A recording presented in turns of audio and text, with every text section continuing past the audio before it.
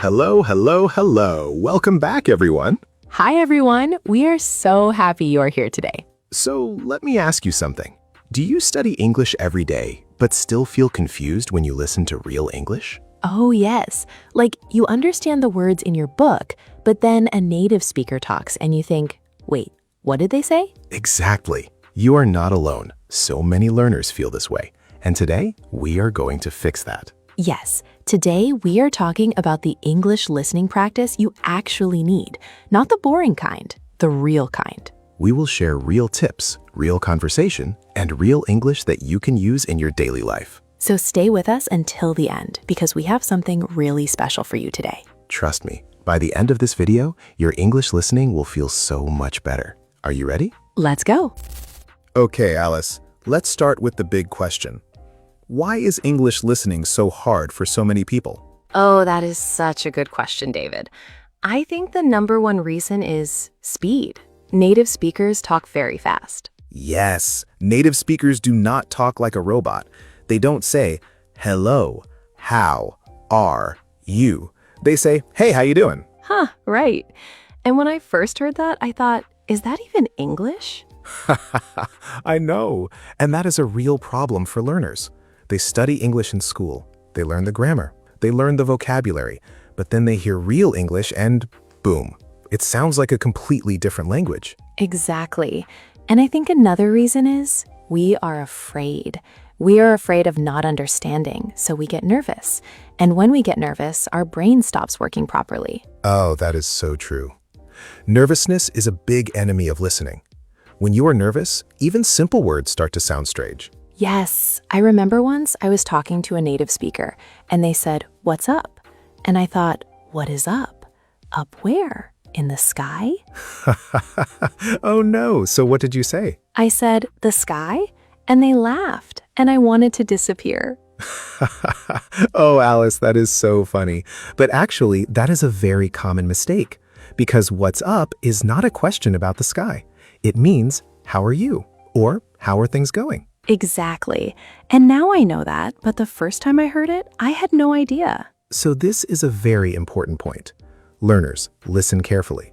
One big reason English listening is hard is because native speakers use informal language, short phrases, and contractions. Contractions, yes. Like, I am becomes I'm. Do not becomes don't. I will becomes I'll. And when you are listening, these contractions can be very confusing because they sound very different from how you read them in a book. Right. In a book, you see, I am going. But in real life, you hear, I'm gonna. Gonna, yes, that is another big one. Going to becomes gonna in spoken English. Want to becomes wanna. Got to becomes gotta. Okay, let's say those again slowly. This is important. Ready? Ready. Going to becomes gonna. Like, I'm gonna eat lunch. That means I am going to eat lunch. Great. Want to becomes wanna. Like, do you want to watch a movie? That means, do you want to watch a movie? And got to becomes gotta.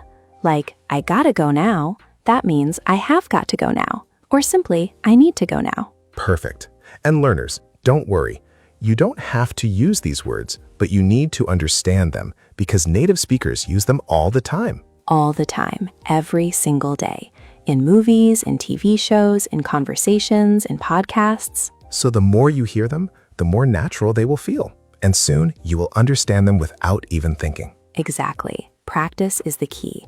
And that is what this video is all about. So let's talk about the second reason listening is hard. Alice, what do you think? I think another big reason is accent. Not all English sounds the same. American English sounds different from British English. And Australian English sounds different from both. Oh yes, the accent difference is real. I remember the first time I heard an Australian person speak. I thought, is that English? Are they speaking English right now? I felt the same way. The Australian accent is very strong, and they use different words too. That's right. In American English, we say elevator. In British English, they say lift. Same thing, different word. Or in American English, you say apartment. In British English, they say flat. Exactly. So if you only learn one type of English and then you hear another type, it can be very confusing. So what should learners do? My advice is this. Start with one accent. Get comfortable with it. Then slowly expose yourself to other accents. Don't try to learn everything at the same time. That is very smart advice, David. One step at a time. One step at a time. And remember, even native English speakers sometimes have trouble understanding other accents. That makes me feel better, actually. Me too. Okay, so now let's talk about something very important. The difference between active listening and passive listening. Oh, this is really important. I think a lot of learners don't know about this. So let me explain. Passive listening is when you have English playing in the background, like music. You hear it, but you are not really paying attention. Like when you put on an English podcast while you are cooking dinner, and the podcast is playing, but your mind is thinking about what vegetables to cut next. Exactly. That is passive listening, and it has some benefits. You get used to the sounds of English. Your ears start to feel comfortable with English. But But it is not enough by itself. If you only do passive listening, your progress will be very, very slow. okay, so what is active listening? Active listening is when you focus completely. You are not doing anything else. You are sitting down, you are focused, you are really trying to understand every word, every sentence, every idea. So it's like your ears and your brain are both working together at the same time. Exactly. Your ears and your brain are both fully on. You are engaged. You are participating. Even if you are just listening, your brain is very active. And what are some examples of active listening practice? Great question. Here are some examples. Number 1, listen to a short audio, maybe 2 or 3 minutes, then pause and try to say what you heard in your own words. Like a summary. Yes, a short summary. You don't have to remember every word, just the main ideas. What were they talking about? What was the important message? I love that. It really makes your brain work. Number 2, listen and write. This is called dictation. You listen to English and you try to write exactly what you hear. Oh, dictation. Yes, that is very good practice because you have to understand every single word. Exactly. It is hard, but it is very, very effective. And when you finish, you can check your answers and see which parts were difficult for you. And those difficult parts, those are the things you need to practice more. Exactly. You find your weak points and then you work on them. What is number 3? Number 3 is listen and repeat, or what teachers call shadowing. Oh, shadowing. Can you explain what that is? Because I think some people don't know. Of course. Shadowing is when you listen to English and then you immediately try to say the same words at the same speed, with the same rhythm, with the same pronunciation. Like you become the shadow of the speaker. Yes, exactly. You follow them like a shadow. And this is incredible for improving your pronunciation and your listening at the same time. 2 benefits at once. I love it. And the great thing about shadowing is you start to feel how English sounds naturally. The rhythm, the stress, which words are strong, which words are soft. Because English has a very specific rhythm, right? Yes, this is called stress-timed rhythm. In English, some words are stressed, they are louder and longer, and some words are unstressed, they are softer and shorter. Can you give an example? Sure, let's take this sentence. I want to go to the store. Okay. Now the stressed words are want, go, and store. Those are the important words, the words you really need to hear. And the unstressed words are I, to, and the. Those are softer. Exactly. So in real speech, it sounds like this. I want to go to the store. You see, want to becomes wanna because those words are unstressed and they blend together. That is so interesting. So that's why it sounds so fast, because the unstressed words are almost invisible. Yes, that is a perfect way to say it. The unstressed words are almost invisible in fast speech. But when you know this, you stop trying to hear every single word and you focus on the stressed words, the important ones. That is a game changer, really. It is. And this is something that textbooks often don't teach you. But native speakers do this naturally every time they speak. So learners, remember this. You don't need to hear every single word. Focus on the stressed words, the important words, and you will understand so much more. Perfect advice, Alice. Okay, so now let's talk about habits. Because practicing one time is not enough. You need to practice every day, even for just a short time. I agree so much. Consistency is more important than time. 10 minutes every day is better than 2 hours one time per week. Exactly. 10 minutes every day. That is all you need. If you do that consistently, your English will improve so much. So what are some daily habits that really work? Okay, let's talk about them one by one. Habit number 1, morning English. Oh, I do this. Tell me more. So the idea is simple. Every morning when you wake up, you listen to some English. Before you check your phone, before you watch the news in your own language. Just 10 minutes of English listening. And why in the morning? Because in the morning, your brain is fresh. It is ready to absorb information. It is like a clean sponge, and whatever you put in a clean sponge, it absorbs very quickly. Oh, I love that image. A clean sponge. Your brain in the morning is like a clean sponge. Yes, so use that time wisely. Listen to a short English podcast, like this one, or listen to an English audiobook, or just watch a short YouTube video in English. And I think it also helps you start the day in English mode. Your brain is already thinking in English from the beginning of the day. That is so true. You start the day in English mode, and it helps you stay focused on learning throughout the day. What is habit number 2? Habit number 2, English while you do something else. Oh, like multitasking. Yes, but smart multitasking. So, for example, when you are washing dishes, put on an English podcast. When you are going for a walk, listen to English audiobook. When you are driving to work, listen to English radio or an English show. So you are using the time that would be empty time. Exactly. Dead time, wasted time. You turn it into English learning time without adding any extra time to your schedule. That is so smart, because a lot of people say, I don't have time to learn English, but actually they do have time. They just don't use it well. Exactly. You have time. You just need to use it better. And this is the perfect way. You don't have to sit down and study. You just listen while you live your life. And this is more like passive listening, right? Because you are doing something else at the same time. Yes, this is passive listening, which we said is not enough by itself, but it is still very valuable. It keeps English in your environment. It keeps your ears connected to the language. So combine it with active listening, right? Exactly. Do your active listening in the morning when your brain is fresh, and do your passive listening during the day while you are busy with other things. That is a perfect system. And habit number 3, English at night, or what I call English wind down. Oh, I like the sound of that. English wind down. So at night, before you go to sleep, instead of scrolling on your phone, you listen to soft, slow English, like a calm podcast or a slow audiobook or a simple bedtime story in English. And your brain keeps processing it while you sleep. Yes, studies show that the brain continues to process information while we sleep. So if you listen to English right before bed, your brain might keep working on it while you sleep. Wow, that means you can learn English in your sleep. Kind of. Kind of. I mean, you can't become fluent just by sleeping, but the information you heard right before bed, your brain does continue to organize and remember it. That is really fascinating.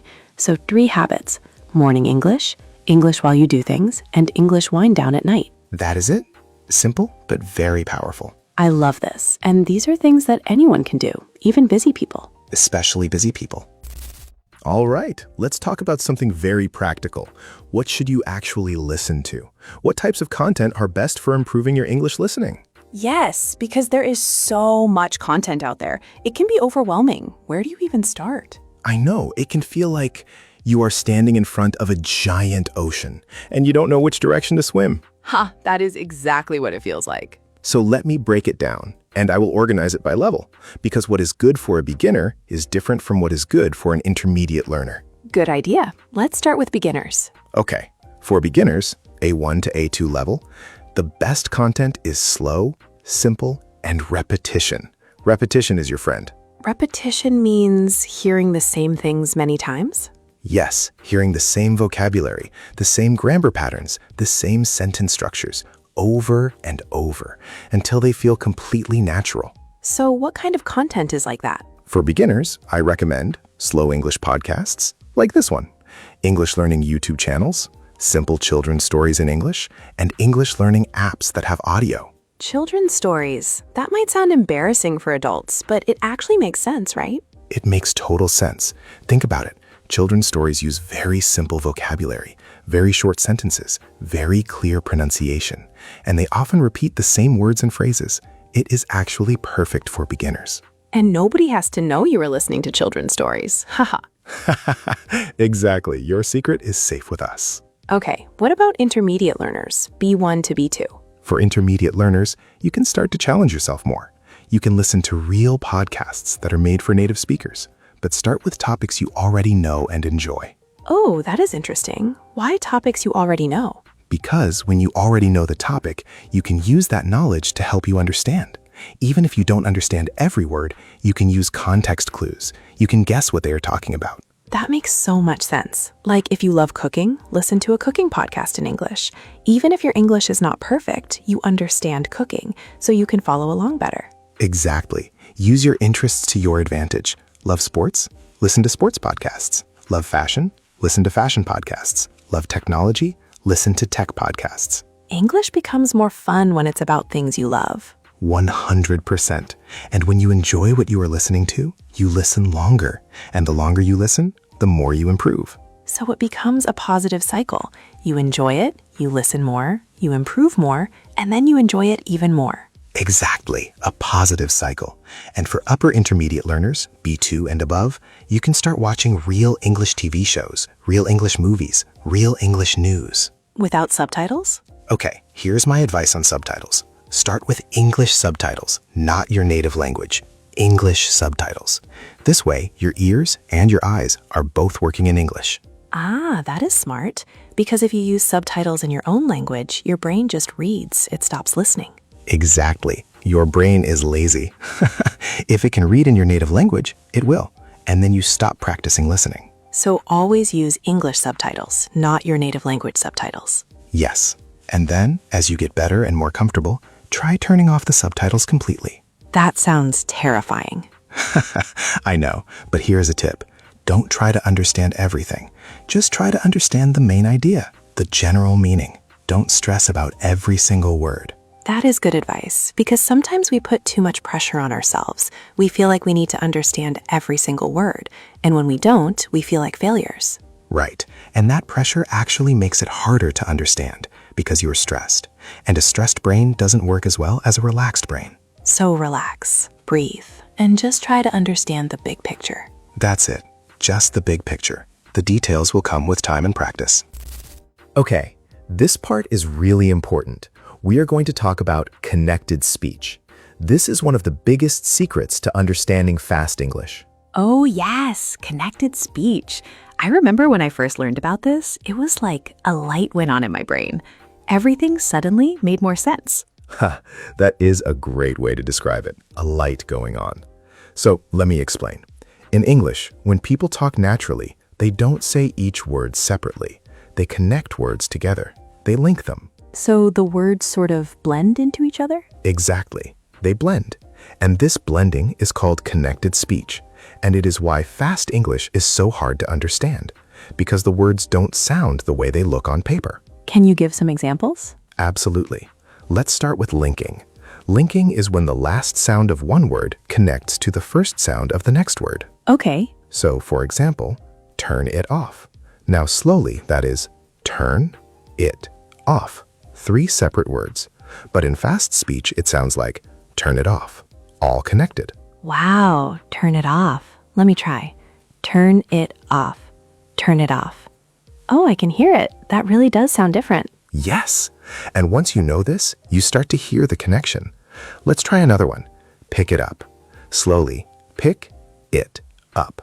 In fast speech, pick it up. Pick it up. That sounds so funny, but I understand it now. Yes. And this is why learners sometimes feel like native speakers are speaking a different language, because the words blend together and sound completely different. So what is the second feature of connected speech? The second one is called elision. This is when a sound disappears in fast speech. A sound just disappears? Yes.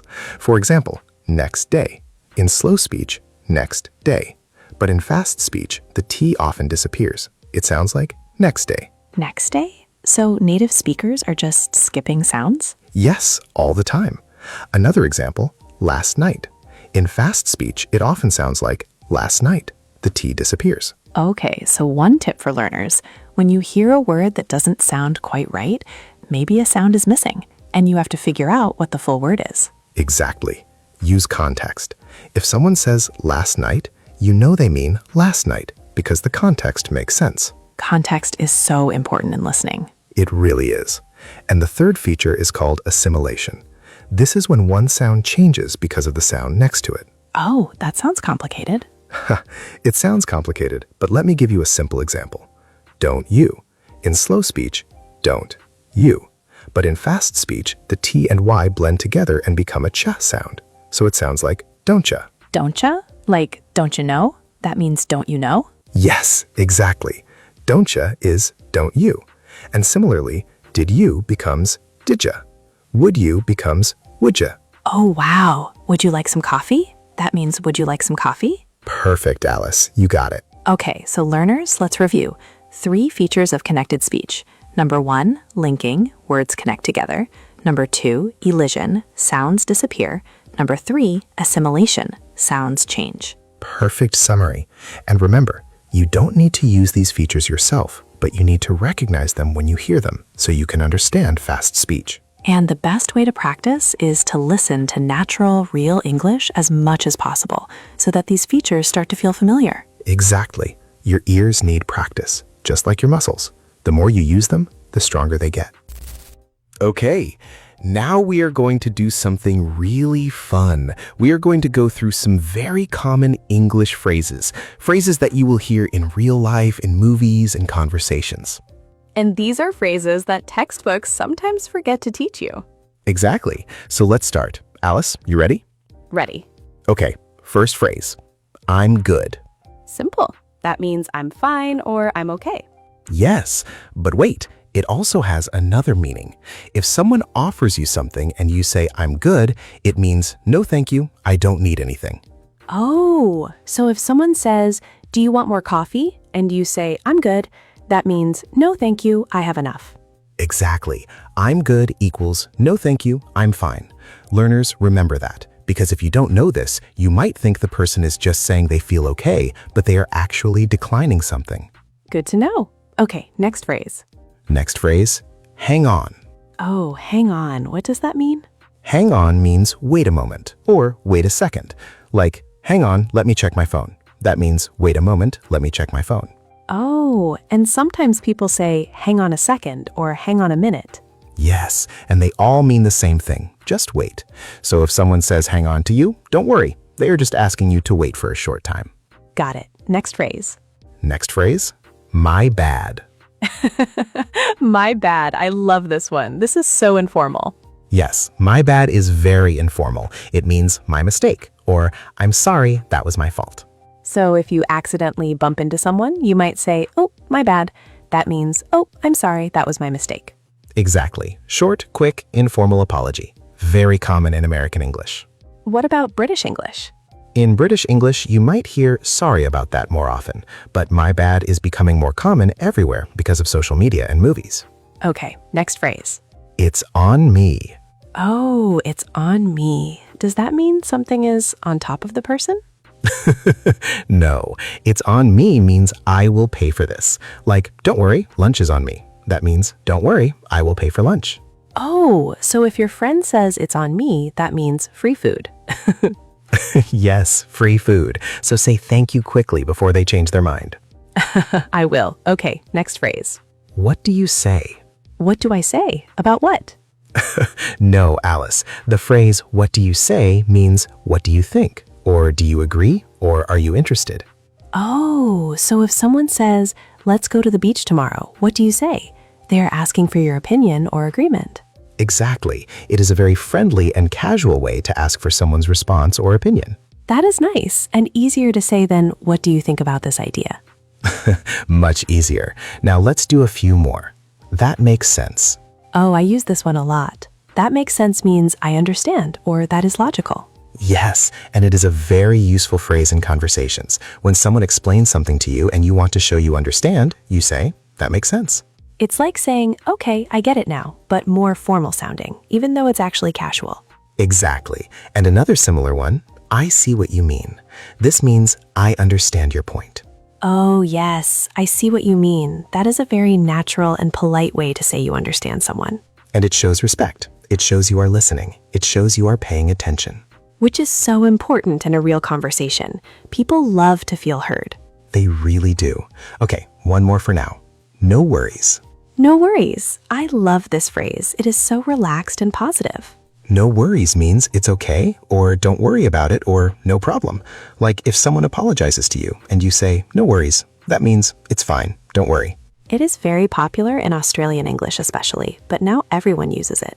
Everywhere, all over the English-speaking world. very casual, and very friendly. So, learners, these are phrases that will make your English sound more natural and more real.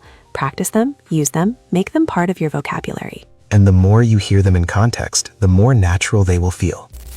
Okay, now let's talk about one of the most popular and enjoyable ways to practice English listening: TV shows and movies. Oh, yes. A lot of people love this because it is entertainment and learning at the same time. Exactly.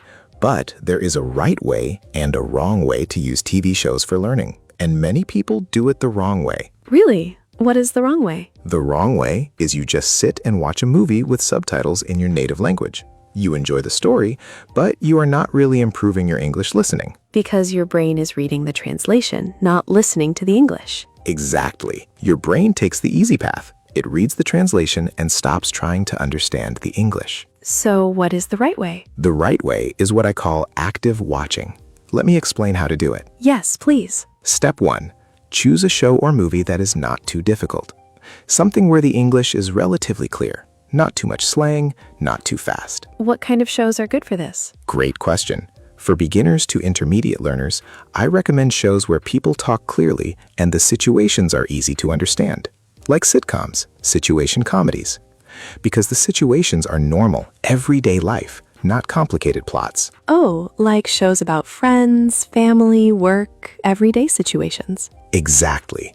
Those everyday situations help you understand the context, and the humor is often simple and visual. So even if you miss some words, you can still understand what is funny. Okay, step 2. Step 2, watch a short clip, maybe 2 or 3 minutes, with English subtitles. English subtitles, not native language subtitles. Correct.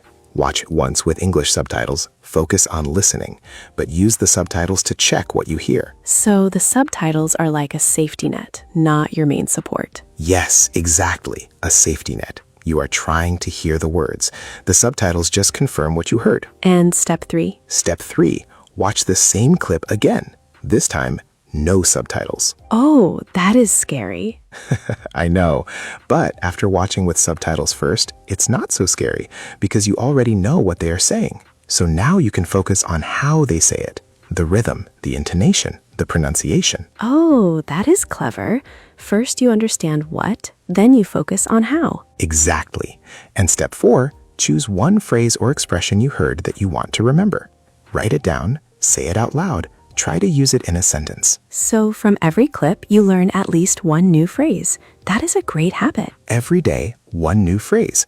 After 1 month, you have 30 new phrases. After 1 year, 365 new phrases. Wow, that adds up quickly. It does. And these are not phrases from a textbook. These are real phrases from real situations, which makes them much easier to remember. And much more useful in real conversations. 100%. Because language in context sticks much better in your brain than language on a list. That is so true.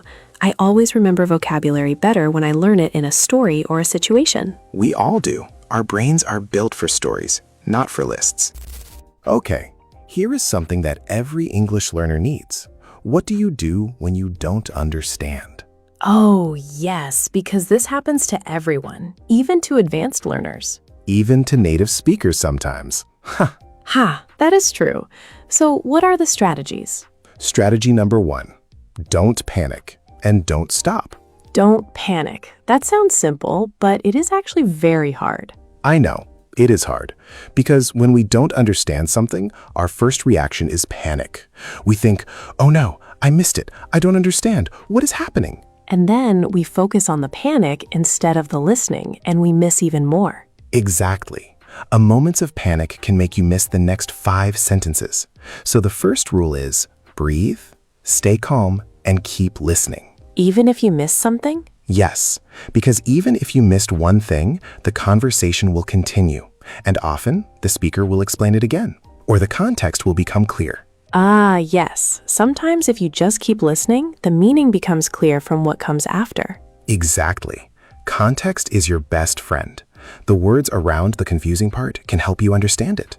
Okay, strategy number 2? Strategy number 2, use your knowledge of the world, not just your English knowledge. Oh, that is interesting. Can you explain more? Sure. So when you listen to someone speak English, you are not starting from zero. You have knowledge. You know things about life, about the world, about people. Use that knowledge to help you understand. Like if someone is talking about a restaurant, even if I don't understand every word, I know about restaurants. I know what happens there, so I can use that knowledge to guess the meaning. Exactly. This is called using background knowledge or prior knowledge, and it is incredibly powerful. So English listening is not just about English, it is about thinking. Yes, listening is an active thinking process. You are always guessing, predicting, checking, even if you don't realize it. That is so fascinating. Okay, strategy 3. Strategy 3. Ask for clarification. If you are in a real conversation and you don't understand something, it is okay to ask. But sometimes people feel embarrassed to ask. I know, but you should never feel embarrassed. Asking for clarification is a sign of intelligence. It shows you want to understand correctly. And native speakers ask for clarification too, all the time. All the time. So here are some very useful phrases for asking for clarification. Yes, please share them. Number 1. Sorry, could you repeat that? This is very polite. You are asking the person to say the same thing again. Simple and polite. Good. Number 2. Sorry, I didn't quite catch that. This means I didn't hear you clearly. I didn't quite catch that. Oh, I didn't catch that. That is a nice phrase, because catch here means to hear and understand. Exactly. Like catching a ball. If the ball comes too fast, you can't catch it. Same with words. If they come too fast, you can't catch them. I love that. Okay, what else? What do you mean by that? This is when you heard the words, but you didn't understand the meaning. So it is different from could you repeat that? Could you repeat that is about hearing. What do you mean is about understanding. Perfect distinction, Alice. You are absolutely right. Hearing and understanding are two different things. You can hear the words but not understand the meaning. Or you can understand the words but not understand the intention. Right. Like when someone says something that is sarcastic. You might hear the words perfectly, but if you don't understand the sarcasm, you might misunderstand the meaning completely. Oh, sarcasm. That is so hard to understand in another language. It really is, because sarcasm is when you say the opposite of what you mean, and you need to understand tone and context to get it. Like if someone says, oh great, it's raining again, and they don't actually think the rain is great, they are being sarcastic. Yes, they are actually annoyed, but they say great because they are sarcastic. And if you don't catch the tone, you might think they are happy about the rain. Ha, English can be so tricky. It can, but also very fun once you understand it. Okay, we talked a little about accents earlier, but I want to go deeper because accents are such a big challenge for learners. Yes, and I think a lot of learners are afraid to admit that they struggle with accents. Right. They feel like, I should understand everything. Why don't I understand this person? But the truth is, it's completely normal to find some accents more difficult than others. Even native speakers do. Absolutely. Okay, so let me talk about the main English accents and give some tips for each one. Great. First, American English. This is probably the most common accent that learners study. It is often taught in schools and used in textbooks. And it is the accent you hear most in Hollywood movies and American TV shows. Right. American English is generally quite clear. The R sound is always pronounced, like car, bird, here. You always hear the R. Whereas in British English, the R is sometimes silent, like car might sound like ka. Exactly. In British English, especially what they call received pronunciation, or RP, the R at the end of words is often silent. Car equals ka. Doctor equals docta. Water equals wada. Oh, that is why British English sometimes sounds so elegant and smooth. Yes, that's a good way to describe it. And British English also has many different regional accents within it. Like London English sounds different from Northern England English. And then there is Scottish English and Irish English and Welsh English. Yes, the UK has so many accents, it is amazing. A person from London and a person from Scotland can sound completely different, even though they are both from the same country. And for learners, this can be very confusing. Very confusing. But here is my advice. Don't try to learn all accents at once. Start with one, get comfortable with it, then slowly expose yourself to others. And remember that with enough exposure, all accents start to feel more familiar. Exactly. I remember the first time I heard a strong Scottish accent. I thought I needed subtitles, But now, after watching Scottish TV shows and listening to Scottish music, I find it much easier. Oh, that is a great point. Listening to music in an accent can also help. It can. Music is a wonderful way to get used to an accent, because in music, words are slower, and the melody helps you predict what is coming. And you can listen to the same song hundreds of times without getting bored. That's very true. You would never reread the same textbook page hundreds of times, but you will listen to your favorite song hundreds of times without thinking twice. So use music to your advantage. Listen to English songs. Try to understand the lyrics. Look up the words if you need to. And now let's talk briefly about Australian English, because this is one that many learners find very challenging. Oh, Australian English is so interesting and so different. It is. One feature of Australian English is what they call the Australian vowel shift. Vowels sound different. Like in Australian English, today might sound like to die. Mate might sound like might. Good day, mate. Yes, good day is short for good day, and Australians use mate to mean friend. Good day, mate is a very classic Australian greeting. And Australians also shorten a lot of words, right? Yes, Australians love to shorten words. Breakfast becomes brekkie. Afternoon becomes arvo. Service station, a gas station, becomes servo. Ha, servo. That is so creative. I love it. It is a very fun feature of Australian English, but if you don't know these shortened words, it can be very confusing. So learners, when you listen to different accents, be patient with yourself. It takes time, but it gets easier. I promise. I promise too. And the most important thing is to keep listening. Variety is good. The more accents you hear, the more flexible your listening becomes. Okay, we have reached part 10.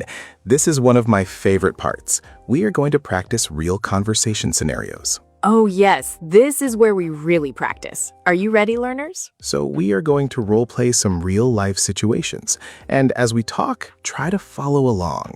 Try to understand every word and pause the video if you need to. Let's do scenario 1, ordering food at a cafe. Perfect. I'll be the customer. Alice, you be the cafe worker. Okay, ready. Hello, can I get a coffee, please? Sure. What size would you like? Small, medium, or large? Medium, please. And can I get that with oat milk? Of course. Anything else for you today? Actually, yes. Can I also get a blueberry muffin? Absolutely. That will be $5.50. Will that be cash or card? Card, please. Great. Your order will be ready in about 5 minutes. Can I get a name for the order? It's David. Perfect, David. I'll call your name when it's ready. Thank you so much. Enjoy your day. Okay, pause. Learners, let's look at some key phrases from that conversation. Yes. First, can I get? This is a very common way to order something. Can I get a coffee, please? Can I get a muffin? It is more casual than I would like. Both are correct, but can I get is more natural in an everyday cafe. And will that be cash or card? This is asking about your payment method. Cash means physical money. Card means a credit card or debit card. And the worker said absolutely. This is a very enthusiastic and friendly way to say yes. Very common in customer service in America. Great. Okay, let's do scenario 2. This one is a phone call. Phone calls are so important to practice because you can't see the person, you only have the voice. I'll be calling David. Ring, ring. Hello. Hi, David. It's Alice. Am I calling at a bad time? Oh, Alice, hi. No, it's a great time. What's up? I just wanted to check. Are we still on for dinner tonight? Oh, yes, absolutely. 7 o'clock, right? Yes, 7 o'clock. I'm just going to be about 10 minutes late. Sorry about that. No worries at all. I'll grab a table and wait for you. Perfect. See you soon. See you then. Bye. Bye. Okay, great. Let's look at the key phrases. Am I calling at a bad time? This is a very polite phrase. You use it to check if the other person is free to talk. If someone is busy, they might say, actually, I'm in a meeting. Can I call you back later? And call you back means to call someone again later. And are we still on for dinner? This means, is the plan still happening? Are we still going? On here means happening or confirmed. Oh, I love that phrase. Are we still on? Very natural and very common. And I'll grab a table. Grab here doesn't mean physically grab. It means get or take. Like, I'll grab a coffee before the meeting means I'll get a coffee before the meeting. Grab in English is used like get in informal language. Grab a seat, grab a bite to eat, grab a coffee. All very natural, everyday phrases. Practice them, learners. Okay, one more scenario. Scenario 3, asking for directions. Great. I'm a tourist. Alice, you are a local person. Okay, Excuse me, sorry to bother you. Do you know where the nearest subway station is? of course. So you're going to walk straight down the street. Then you'll see a big traffic light. Turn left there. Turn left at the traffic light. Got it. Then just keep walking about 2 or 3 minutes and you'll see the station on your right. You can't miss it. There's a big blue sign. On my right, blue sign. That sounds easy. And how long does it take to walk there? From here, I'd say about 5 to 7 minutes. Great. Thank you so much. You've been so helpful. No problem at all. Have a great day. You too. Bye. Okay, useful phrases. Excuse me, sorry to bother you. This is a polite way to get someone's attention. Excuse me, sorry to bother you. This is a polite way to get someone's attention. Walk straight down this street. Straight here means go in a straight line. Don't turn, just go forward. And you can't miss it. Oh, I love this phrase. It means it is so obvious, so easy to see that you will definitely find it. You won't be confused. Right. You can't miss it means it is very easy to see. It is obvious. A very reassuring thing to say to someone who is lost. And I'd say about 5 to 7 minutes. I'd say is short for I would say. It is used when you are giving an estimate, not an exact answer, a guess. Very natural, very common. Practice these phrases, learners. Wow, what a journey today. We covered so much.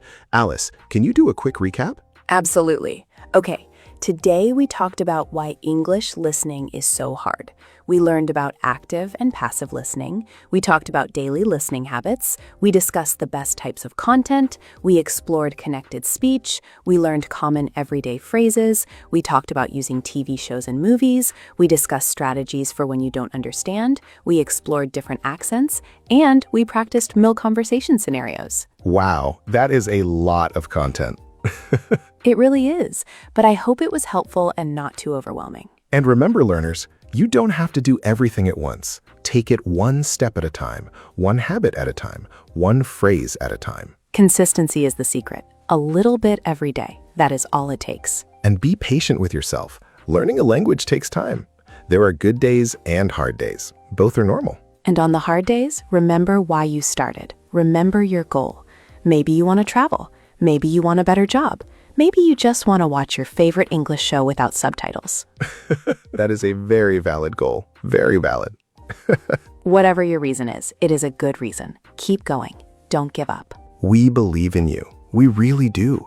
Every single one of you who is watching this video and trying to improve your English, you are doing something amazing. You are taking action, and that is the most important step. Now, before we go, we want to ask you something, and we really want to hear your answer. Yes, here is today's question for the comments. Ready? Tell us in the comments, what is the biggest challenge you face when listening to English?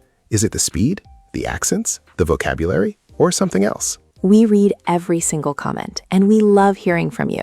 Your answers help us make better videos for you. And if this video helped you today, even just a little bit, please give us a thumbs up. It really helps our channel grow, and it tells us that you want more content like this. And if you haven't subscribed yet, please subscribe right now. We upload new English learning videos regularly, and you don't want to miss them. We have so many more amazing topics coming up, topics that will help your English listening, speaking, vocabulary, and confidence. So hit that subscribe button and hit the bell icon too, so you get notified every time we upload. All right, everyone. Thank you so much for spending this time with us today. It really means a lot. We hope you enjoyed it, we hope you learned something new, and we hope you come back very soon.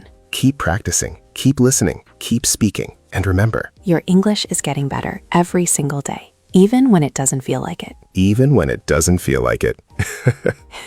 That is so true though. Take care, everyone. We will see you in the next video. See you next time. Bye-bye. Bye.